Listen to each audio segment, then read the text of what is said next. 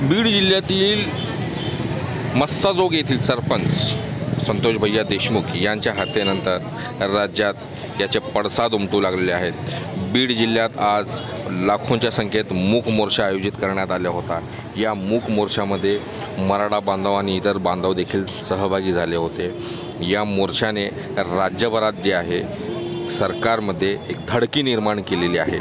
विशेष करून मनोजदादा जरांगे पाटील, छत्रपती संभाजी महाराज आणि सुरेश धस यांची प्रमुख उपस्थिती होती। संतोष भैया देशमुख यांच्या मारेकऱ्यांना ताबडतोब अटक करा, याचा मास्टरमाइंड कोण आहे याला देखील अटक करा, अशी प्रमुख मागणी यावेळी करण्यात आली। मनोजदादा जरांगे पाटील यांनी सोशल मीडियावर ट्रोल करणाऱ्यांना इशारा दिलेला आहे। स्वर्गीय संतोष भैया देशमुख यांच्या चरणी प्रथम विनम्र अभिवादन करतो। याच्यानंतर राजे बोलणार आहेत, एकानं सुद्धा जागा सोडायची नाही,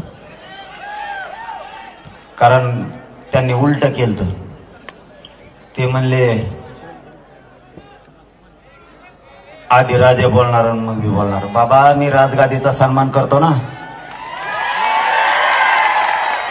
मी आधी कसं बोलणार, नंतर कसं बोलणार राजेची?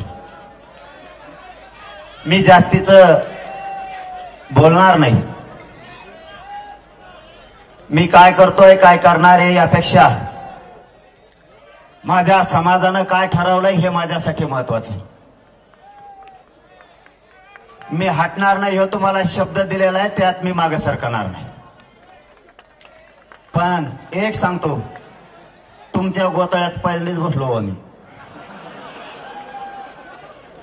अरलंच खेसाखेची आहे तुमच्यात, आमचं राहिलं बाजूला। लय अवघड कच काय इकडे।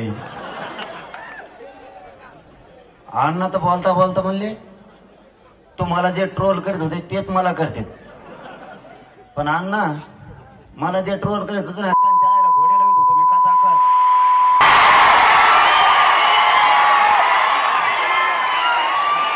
मी म्युझिक फिजिक नसतो